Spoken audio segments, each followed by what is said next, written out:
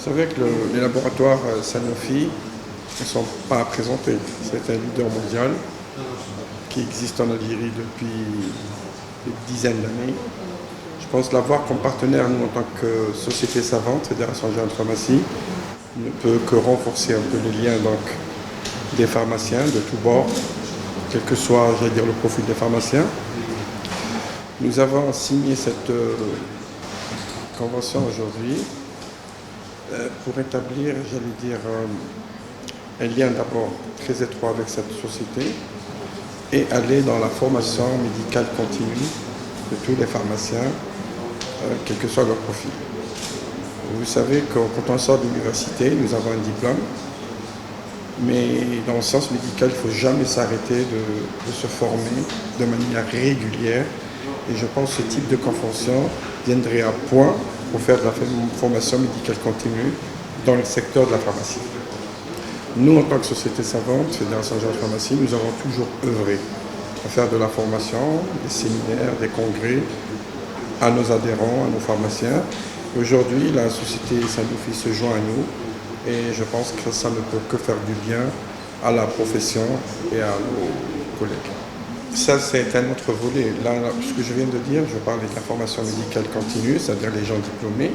Maintenant, bien sûr, au niveau de la faculté, nous avons signé avec la faculté de pharmacie d'Alger, bien sûr, une convention de partenariat, une convention cadre avec les laboratoires Sanofi. Et ça, on l'a fait il y a déjà quelques mois. Et ça, dans quel but, dans quel objectif? C'est pour permettre à nos étudiants de faire des stages pratiques dans cette usine magnifique, par exemple, de faire des stages au niveau des locaux administratifs des laboratoires Sanofi.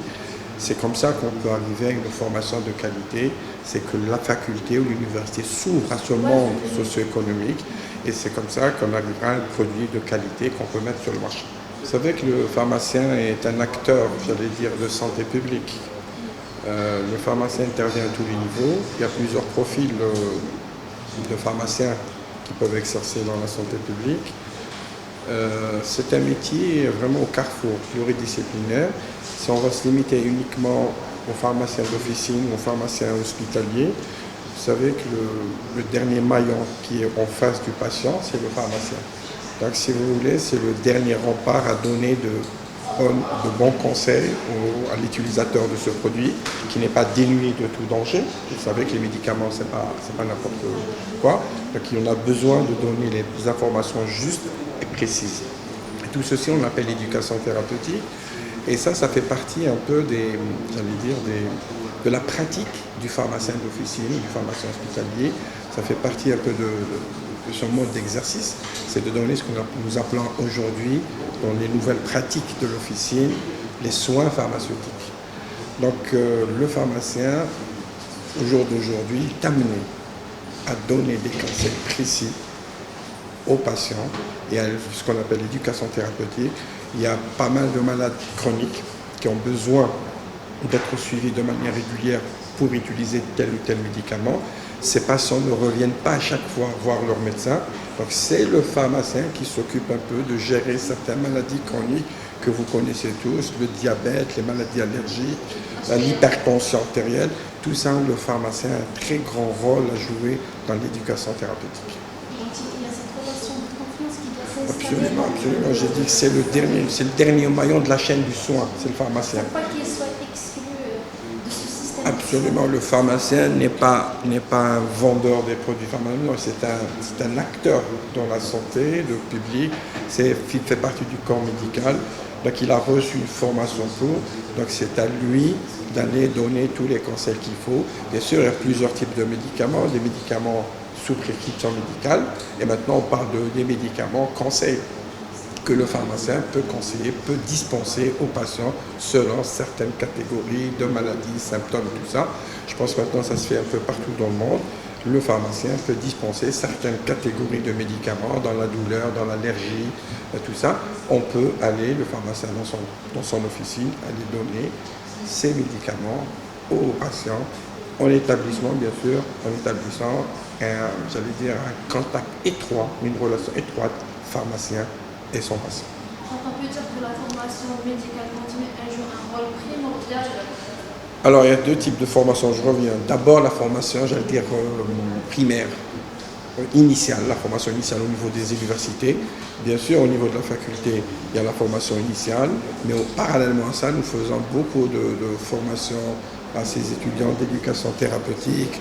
On leur fait des visites pédagogiques, donc ils sont toujours au contact de ce monde de l'extérieur, de cet environnement réel on va dire, de l'extérieur. Absolument. Et je parle aussi d'un deuxième type de formation qui est la formation continue, qui ne doit pas s'arrêter. Et donc on doit toujours, j'allais dire, former de manière régulière, quotidienne, les personnes qui exercent dans le domaine de la santé publique, que ce soit médecin ou pharmacien, bien sûr. Vous parlez de formation continue. Est-ce que vous pensez que cet objectif est atteint en Algérie? Est-ce qu'il y a des mises à jour? Vous savez, alors très bien.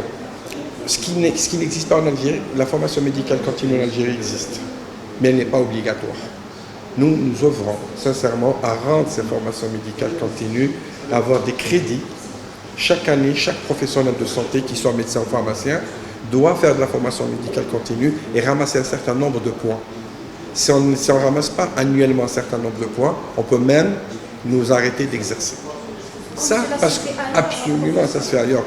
Je dis que la formation médicale continue, elle existe en Algérie, mais elle doit être réglementée. Les sociétés savantes jouent ce rôle, les laboratoires pharmaceutiques jouent ce rôle aussi, mais ça n'est pas réglementé, ça n'est pas obligatoire. Je pense qu'on n'atteindra pas l'objectif voulu. Il faut une pression parce qu'on ne peut pas s'arrêter de se former dans le domaine qui est l'essence médicale. Donc il faut toujours se former. Et la seule manière, le seul moyen, c'est de rendre obligatoire, donner des crédits. Les personnes doivent se former dans telle chose, ramasser des points. Et sans ce nombre de points requis, on peut arriver à terme à enlever, par exemple, le droit d'exercer un médecin en pharmacie. C'est un projet en cours. Je pense qu'il faut, le ministère de la Santé doit se pencher, ou peut-être je pense qu'ils sont en train de réfléchir sur cette forme de réglementation de la formation médicale continue. Vous savez, le champ, la formation médicale continue, elle est là, elle est faite par les sociétés savantes. Dans toutes les spécialités médicales et pharmaceutiques, vous avez des sociétés savantes qui font des formations. Les laboratoires pharmaceutiques jouent ici ce rôle. Ils font des symposiums, ils font des séminaires. Donc il y a un champ de formation qui est là. Il faudrait un peu le capitaliser et le réglementer pour que les professionnels de santé arrivent à, j'allais dire, profiter de tout ce système qui nous entoure. La formation à l'étranger pour qui? Je n'ai pas compris. Oui, non, les formations, vous savez, il y a toujours des séminaires, des congrès à l'étranger. Nous, au niveau des universités, je pense que tous les enseignants dans le domaine médical, qu'ils soient médecins ou pharmaciens, assistent régulièrement, quotidiennement, pas régulièrement, peut-être annuellement, à des congrès internationaux de renommée. Et ça aussi, c'est une autre manière de se former et d'être, à jour, update des connaissances dans le monde.